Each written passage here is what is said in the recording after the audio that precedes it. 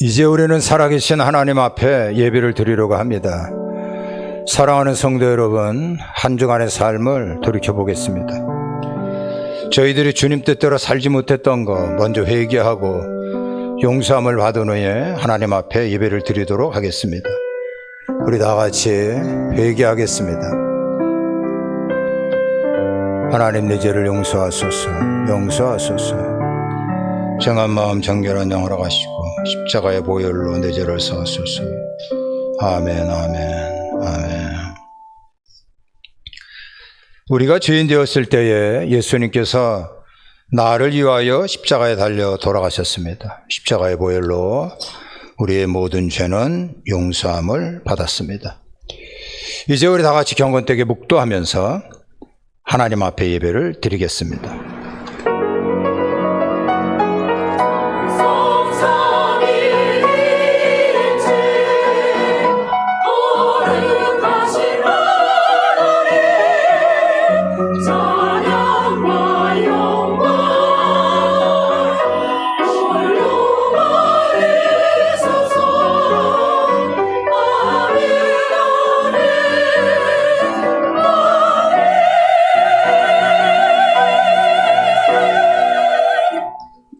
보좌에 앉으신 이와 어린 양에게 찬송과 존귀와 영광과 권능을 세세토록 돌릴지어다. 살아계신 하나님을 경배하고 찬양합니다. 거룩하고 복된 주일, 이렇게 하나님 앞에 나와 경배 찬양 드립니다. 저희들의 찬양을 하나님 홀로 받으시고 하나님의 영광과 능력이 충만한 시간이 되게 하옵소서. 존귀하신 예수님 이름으로 기도합니다. 아멘. 자, 오늘 저희들이 나눌 말씀은요, 사도행전 25장 13절로부터 27절입니다. 13절 한 절 보겠습니다. 나머지는 말씀을 들으면서 보도록 하겠습니다. 13절입니다. 수일 후에 아그리빠 왕과 버니게가 베스도에게 문안하러 가이사랴에 와서, 하나님의 말씀입니다. 우리 다 같이 아멘. 고맙습니다. 기도하겠습니다. 하나님 감사합니다. 이 시간에 저희들이 주님께서 주시는 말씀을 감사한 마음으로 받겠나이다. 천지를 창조하신 하나님께서, 살아계신 하나님께서 저희들에게 말씀을 주시니 고맙습니다. 그 말씀을 마음에 깊이 새겨두고 하나님의 뜻을 이루며 승리하는 삶을 살게 하옵소서. 말씀을 들고 다니선 주의 종을 불쌍히 여기시고 우리 성령님 기름 부어 사용하여 주옵소서. 예수님 이름으로 기도합니다. 아멘. 자, 우리의 마음가짐은 어떠해야 하는가라는 제목으로 말씀을 나누려고 합니다. 지난주에 살펴봤던 내용이죠. 예루살렘에서 가이사랴로 온 유대인들은 여러 가지 제목으로 바울을 고발합니다. 자, 그런데 결정적인 증거가 없는 거예요. 범죄 사실을 입증하지 못하는 겁니다. 무죄지요. 자, 그럼에도 불구하고 이 총독이 바울을 풀어주지를 못합니다. 그 이유는 이제 갓 부임을 했는데 이 유대 종교 지도자들과 갈등을 갖는 거 두려웠기 때문에 그렇습니다. 그래서 이러지도 저러지도 못하고 있었는데 마침 이 사도 바울이 나는 저 로마의 황제 가이사에게 상소하겠습니다 라고 이야기를 하는 겁니다. 가이사에게 상소하는 거, 신임 총독 베스도의 입장에서는 진짜 다행한 일이다 라고 볼 수가 있어요. 이 해결하기 난감한 문제를 그냥 얼렁뚱땅 상위 법정으로 넘길 수 있었기 때문에 그렇습니다. 자, 그 대신 이 바울에 대하여 상소문을 잘 적어야 되거든요. 근데 이게 만만치가 않습니다. 당시의 황제가 누군가 하면 네로였어요. 네로 황제 들어봤잖아요. 그 성질이 보통이 아닙니다. 자, 그런데 종교적인 문제 때문에, 그 종교적인 문제라고 하는 것은 예수님께서 십자가에 달려 돌아가셨는데 그분이 3일 만에 부활했다. 자, 이러한 것들을 상소문에 적어야 하거든요. 그러면 성질 들어온 네로의 입장에서 야, 이따위 것 가지고 상소하냐? 이러면서 쌩 지랄을 한다면 총독으로서 난감하거든요. 그래서 상소문 쓰기가 이게 힘든 겁니다. 자, 그런데 때마침 유대 문화, 유대 종교에 정통한 아그리빠 왕 그리고 버니게 이 사람이 찾아왔습니다. 이 베스도는요, 총독의 입장에서 아그리빠 왕이 자기에게 찾아왔던 거, 이게 신의 한 수다. 나에게 큰 도움을 줄 것이다. 이렇게 생각을 하게 됩니다. 자, 이 아그리빠 왕은요, 지금의 레바논 그리고 시리아 그 국경 사이에 큰 산맥이 있는데요, 최고봉은 헬몬산입니다. 많이 들어봤죠? 이 헬몬산이 이와 같은 산입니다. 뭔가 신비스럽다 이런 느낌을 갖게 됩니다. 그 높이가요, 백두산 높이 정도 2700m의 높이를 갖고 있는 산이에요.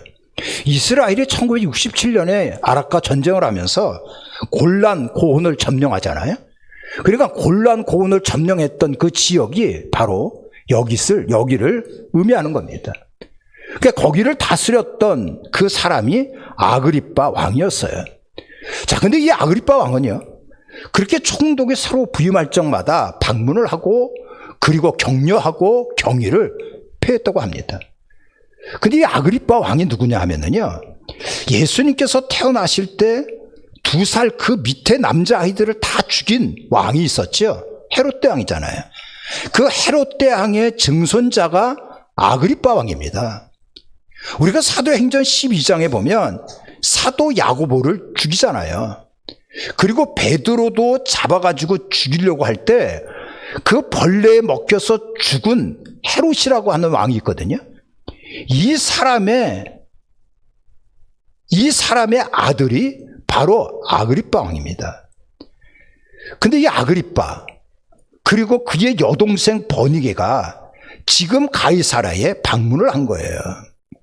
이 아그리빠는요, 막강한 권력을 갖고 있었습니다. 예루살렘 성전을 감독할 수가 있었어요. 그리고 이때 당시는요, 이게 마음에 맞지 않으면은 대제사장도 가르쳤어요.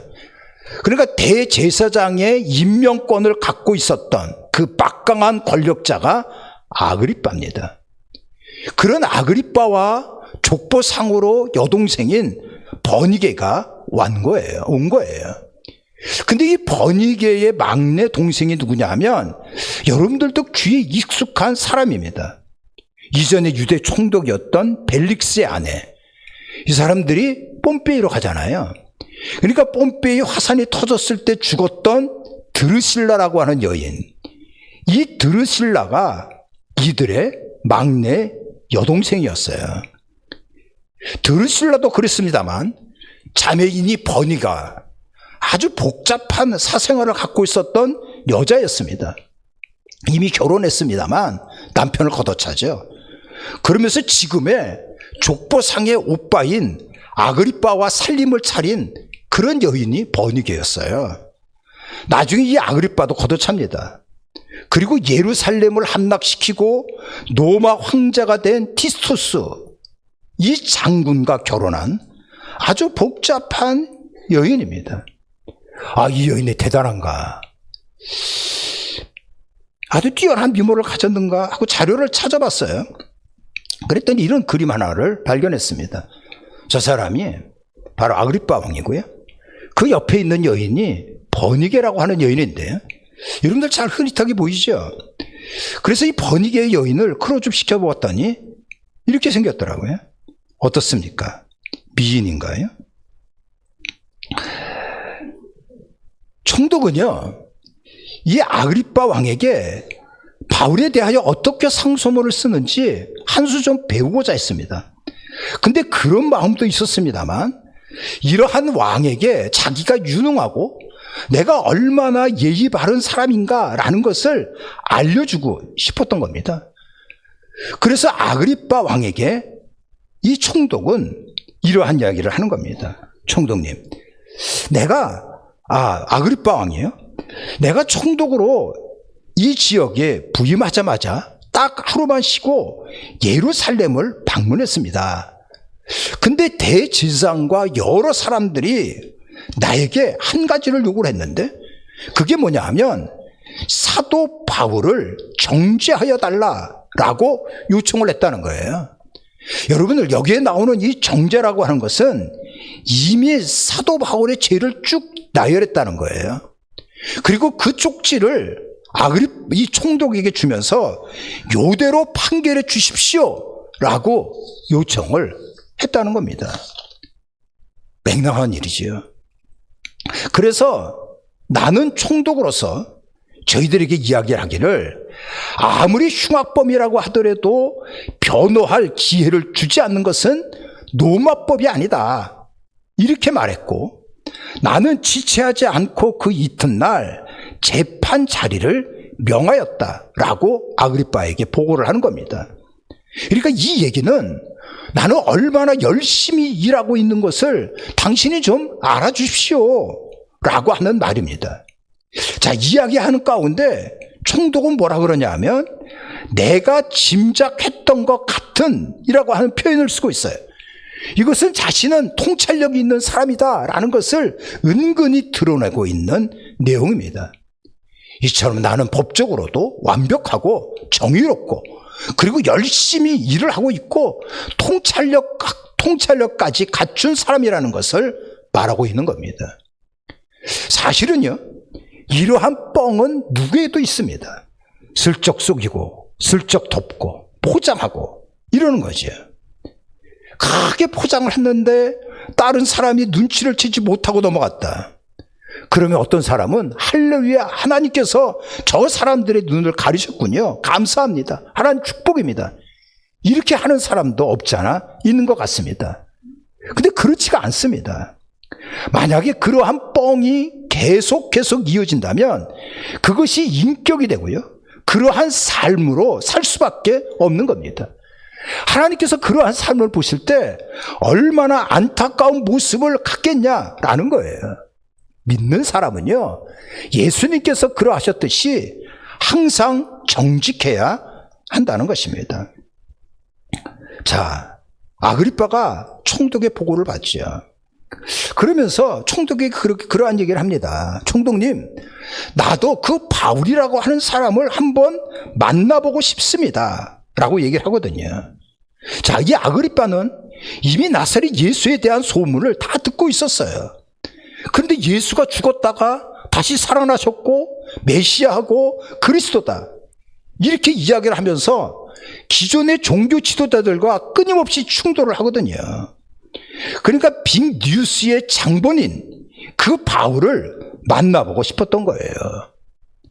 그래서 이 총독은요, 접견 장소를 준비합니다. 이 접견 장소라고 하는 것은 지금의 재판정이 아니에요.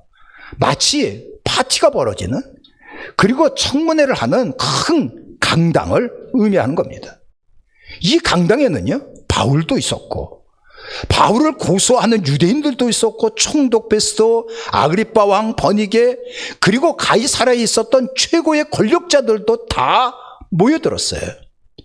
이 아그리빠는 폼생폼사입니다. 그러니까 크게 위험을 갖추었다, 이렇게 기록이 되어 있어요. 이 크게 위험을 갖추었다라고 하는 것은 판타지합니다. 황홀했다는 얘기거든요. 황홀했다는 얘기는 이 사람의 복장이 어마무시했다라고 하는 얘기입니다. 그러니까 아그리빠는요, 자기의 위험을 과시하고 싶었던 거예요. 그래서 왕을 상징하는 아주 위험스러운 자줏빛 왕복을 입고, 그리고 머리에는 금 왕관을 쓰고 나타난 겁니다. 버니게도 왕비로서 마찬가지지요. 남편 아그리빠가 그러한 모습으로 나왔다면 거기에 맞추어서 돋보이는 왕비의 옷, 그리고 왕비의 관도 쓰고 나왔을 것입니다. 총독도 마찬가지죠. 총독도 총독임을 과시하는 주홍색 예복을 입고 나왔을 것입니다. 오늘 이 말씀에 보면 시중에 높은 사람들도 함께 있었다라고 나오거든요. 이 사람들은 지금으로 말하면 국회의원입니다. 국회의원입니다. 여러분들 국회의원들이 입는 옷을 한번 유심히 보셨나요? 그들은 한결같이 까만 옷을 입지요. 자, 이들은 이러한 예복을 입고 강당에 등장을 한 겁니다. 한마디로 얘기하면 그날 청문회장은 뻑적지근했던 것입니다. 근데 그 자리에 서 있는 사도 바울을 한번 생각을 해보십시오. 이 사람은 2년 동안 감옥에 갇혀 있었습니다. 바울의 옷차림은 어떻겠습니까? 아마도 누더기 같은 옷을 입고 있었을 거예요. 그의 모습은 초췌했을 것입니다. 전승에 따르면 이 사도 바울의 키는 상당히 작았다 그래요. 한 150cm 정도. 머리는 저와 같이 대머리였습니다. 눈썹은 일자였고 이 코는 매부리 코였다 그래요. 다리는 안짱 다리였습니다. 궁금하잖아요. 어떻게 생겼는가? 제가 열심히 찾아봤는데요. 여러분들 카타콤 들어보셨죠? 초기 기독교 그 시대 때 얼마나 많은 박해가 있었어요. 그래서 믿는 사람들이 땅굴을 파고 거기에서 몇 세대를 살거든요. 근데 이 카타콤을 발견하다가 사도 바울의 벽화가 있는 것을 발견하게 됩니다. 그 그림이 바로 이 그림이에요. 카타콤에 있는 사도 바울의 모습입니다. 그러니까 이 모습도 보면 상당히 왜소해 보이잖아요. 그러니까 이러한 초췌한 모습, 그리고 엄청난 그 옷을 입고 있는 그 많은 사람들과 비교해 볼 때 얼마나 이 사람이 바울이 무시당할 수 있는 모습을 갖고 있는 것이 아니겠는가. 근데 하나님께서는요, 그 현장에서 사도 바울을 보고 계시는 겁니다. 하나님께서는 이 사도 바울을 누구보다도 화려하고 그리고 찬란한 사람으로 보고 계셨을 것입니다.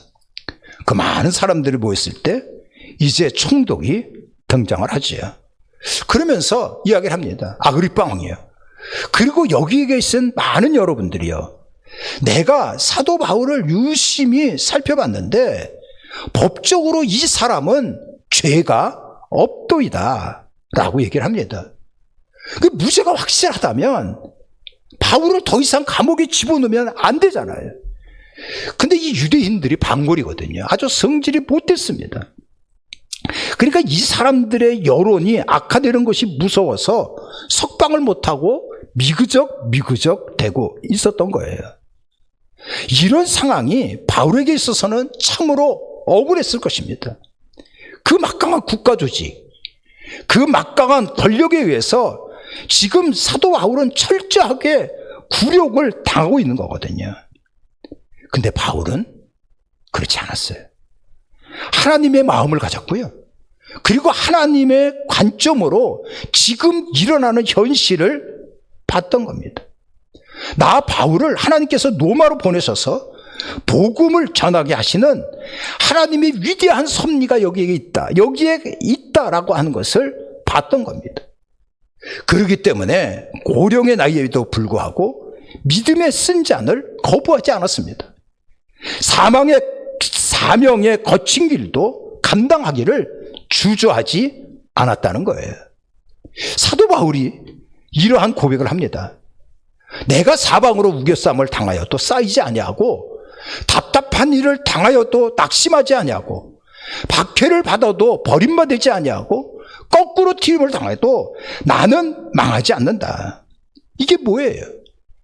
하나님의 마음가짐을 가졌고 하나님의 그 관점으로 모든 일어나는 현상을 봤기 때문에 이러한 고백을 할 수 있었던 것입니다. 사실은 사도 바울은 무죄임에도 불구하고 꽤 오랜 시간 죄수의 신분으로 갇혀 있었던 거예요. 왜 그랬습니까? 나중에 보니까 이 사도 바울이 임금들과 집권자들 앞에서 복음을 전하는 절호의 기회를 갖게 되거든요. 로마 황제에게 상소를 하잖아요. 그리고 그 재판을 받는 과정에서 바울이 변론을 하거든요. 근데 바울의 변론은 단순했어요. 예수님께서 십자가에 달려 돌아가셨고 이분은 부활하셨다. 심판의 주로 장차 오실 것이다. 이게 사도 바울의 변론이에요. 이러한 복음을 로마 황실의 고급 지도자들에게 전할 수 있는 기회가 있었던 것입니다. 사실은 바울은요, 로마 감옥에 갇힌 상태에서 로마 시위대들에게 복음을 전하거든요. 이 로마 시위대는 지금의 경호실입니다. 근데 막강한 권력을 갖고 있었어요. 황제들은 이 로마 시위대 눈치를 볼 수밖에 없습니다. 어떤 때는요, 이 시위대에서 황제가 나오기도 하거든요. 그러한 시위대들에게 바울이 로마 감옥에 갇혀 있으면서 복음을 전했던 거예요. 바울은요, 억울하고 힘든 그 상황을 이길 수 있었던 것은 하나님의 섭리를 바라보는 그 하나님의 마음을 가졌기 때문에 그런 겁니다. 여러분들이 살아가면서 억울한 일을 당하고 있나요? 그리고 마음 아파하고 고통스러운 일이 있나요? 그러면 바울의 의연한 모습을 생각하십시오. 여러분들이 당하고 있는 그 억울한 일, 힘든 일, 하나님의 섭리 가운데 반드시 역사가 일어나 멋진 일들이 벌어지게 될 것입니다. 성지순례 가면은요, 로마 베드로 대성당을 가게 됩니다. 근데 그 성당에 가면은 많은 성화들이 걸려져 있는데요, 그 중에 미켈란젤로의 피에타 상이라는 것이 있습니다. 이 그림이거든요. 높이가 한 170cm 되는 대리석으로 만든 미켈란젤로의 작품입니다. 십자가에서 내려온 예수님을 끌어안고 슬퍼하는 어머니의 마리아의 모습을 조각한 것입니다. 이 미켈란젤로가 많은 작품을 남겼습니다만 가장 아끼는 작품이 바로 이 피에타 상이었다 그래요. 근데 어느 날 술 이빠이 챈 이 사람이요, 망치를 들고 나타나가지고 이 조각상을 다 깨트려 버립니다. 난리가 났어요. 박물관에서는요, 이 작품을 복원하기 위해서 세계적으로 유명한 조각가들을 수소문을 하고 팀을 만들게 됩니다. 이제 이 팀원들이 복원 작업으로 들어가기 전에 기한을 정해놓지 않고 몇 달도 좋습니다. 해가 넘어가도 좋아요. 작품을 감상하는 일에만 몰두했다는 것입니다. 왜냐하면 미켈란젤로의 눈과 가슴을 갖기 위해서였다는 거예요. 미켈란젤로의 눈이 되어서 이 작품에 나타난 마리아의 연민, 마리아의 고통, 그리고 예수 그리스도의 십자가의 은혜를 느끼기 위해서였다는 거예요. 그러한 과정을 마침내 다 마친 후에 이 작품을 완벽하게 복원시킬 수 있었다는 것입니다. 여러분, 사도 바울이 그 억울한 상황을 이길 수 있었던 것은 바로 하나님의 마음을 가졌기 때문에 그런 거예요. 십자가의 마음을 가졌기 때문에 그렇게 기가 막힌 상황에서도 우울해하지 않고 낙담하지 않고 끝까지 갔던 것입니다. 오늘 설교의 제목이 우리의 마음가짐입니다. 여러분들은 어떠한 마음가짐을 가지고 계십니까? 이 세상에 살아가면서 우리는 연약한 그릇이기 때문에 수시로 상처받고 수시로 깨어지거든요. 진짜 내가 감당하기 어려운 문제에 봉착할 수가 있는 겁니다. 이럴 때 내 마음가짐이 어떠한가 라는 것을 먼저 체크해 보셔야 돼요. 우리가 예수 그리스도의 마음을 가져야 됩니다. 예수 그리스도의 안목을 가져야 그 속에서 역사하는 하나님의 섭리를 발견할 수 있는 것이거든요. 여러분들 예수 그리스도의 마음을 가지셔서 여러분들의 벌어지고 있는 그 상황을 하나님의 섭리를 발견하시고 멋지고 귀한 일들이 있어지기를 주님의 이름으로 축복합니다. 아멘.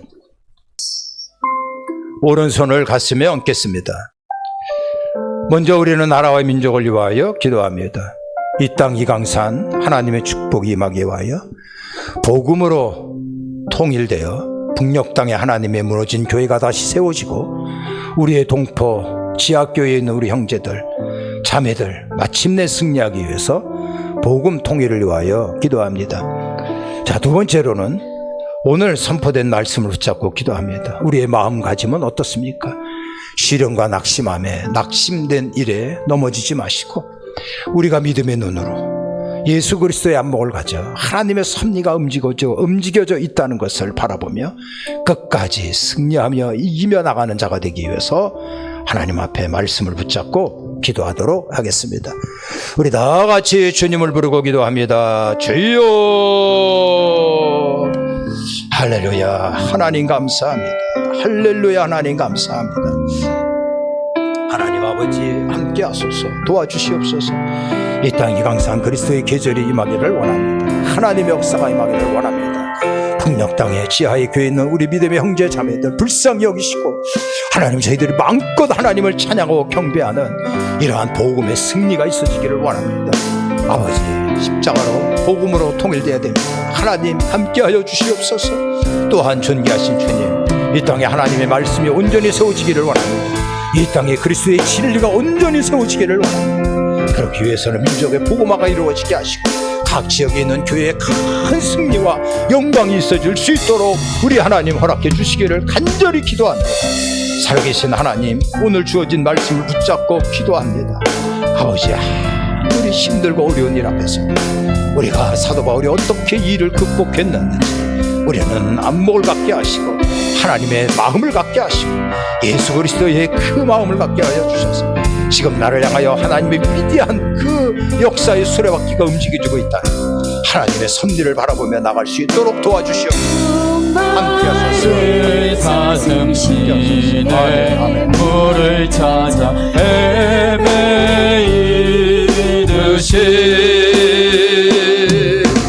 내 영혼 주를 찾기에 갈급하나이다.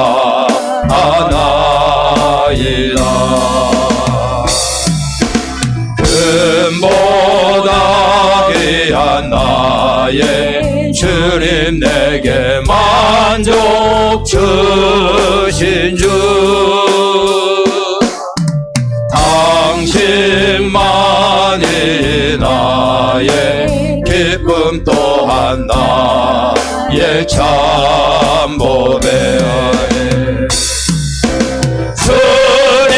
주님만이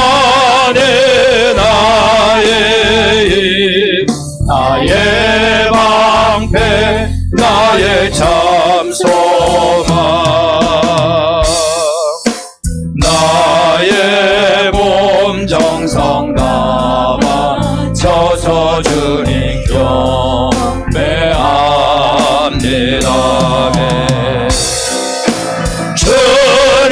주님만이 나의 힘, 나의 방패, 나의 참소망, 나의 몸 정성 담아 서서 주님 경배합니다.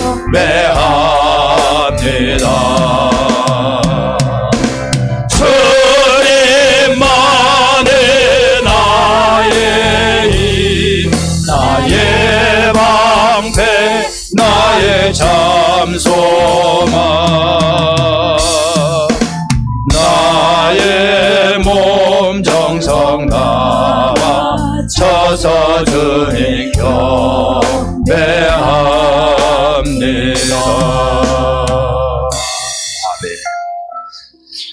우리는 두 손을 가슴에 얹겠습니다. 사랑하는 성도 여러분, 여러분들의 가정을 위하여 기도하는 시간입니다.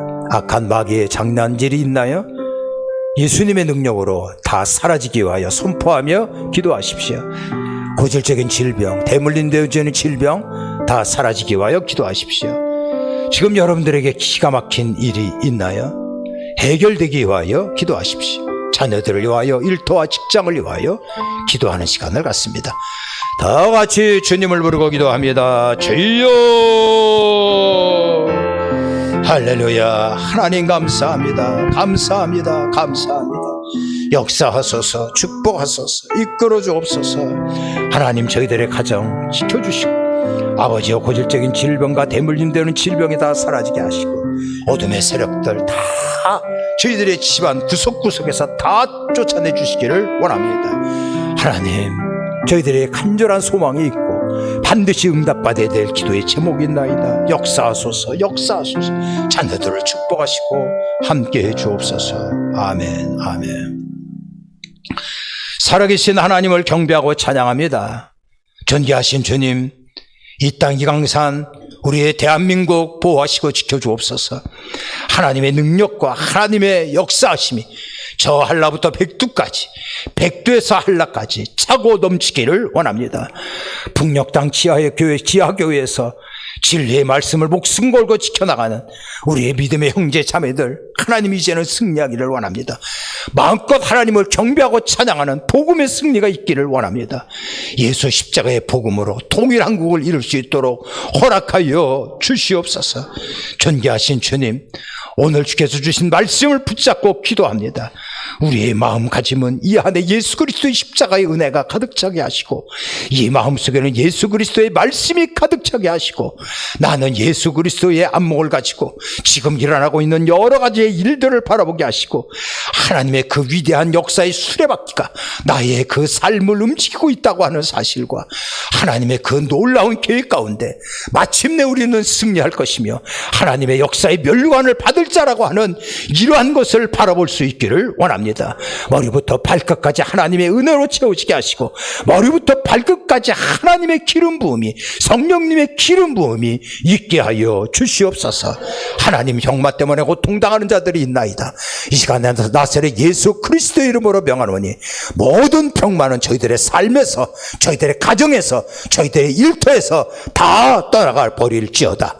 저희들에게 신명기 28장에 있는 말씀과 같이 구석구석 하나님의 축복이 쌓여지게 하시고 하나님의 능력 가운데 승리하기를 원합니다.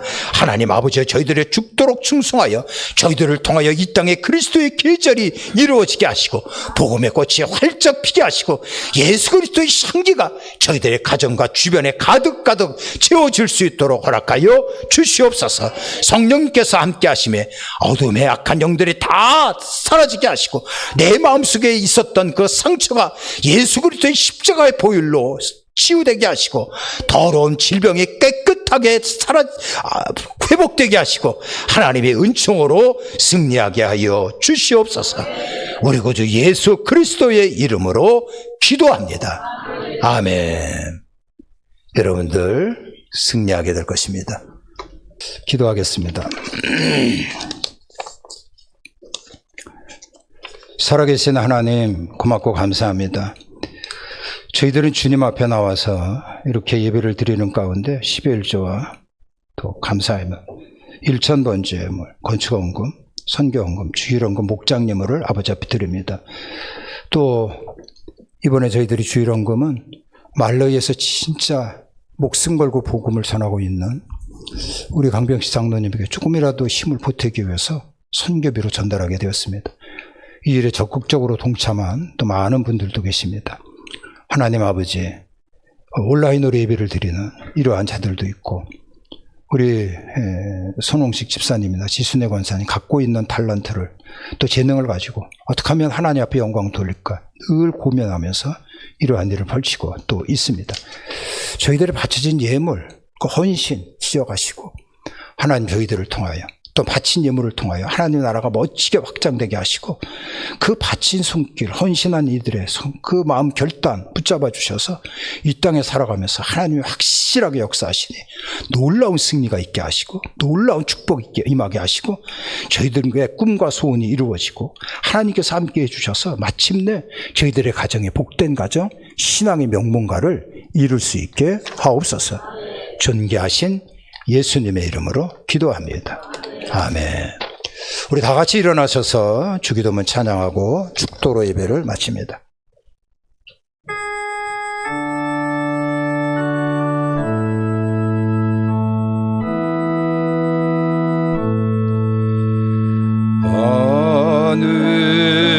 하늘에 계신 아버지 이름 거룩하사 주님 나라 임하시고 뜻이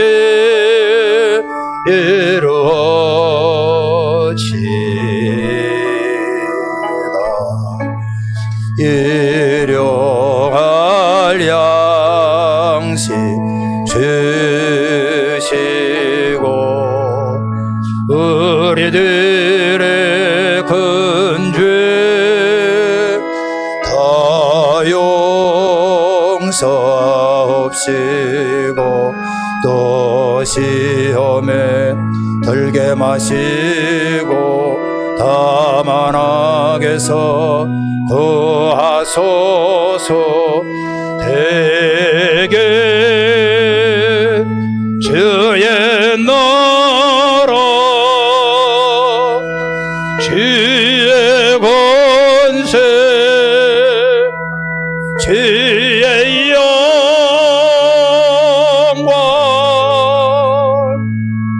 영원히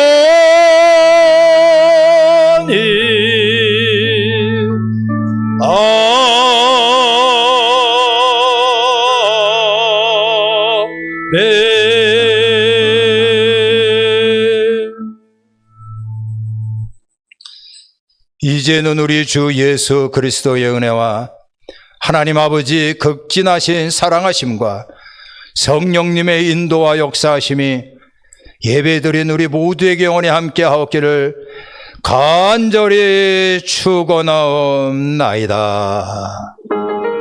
아멘.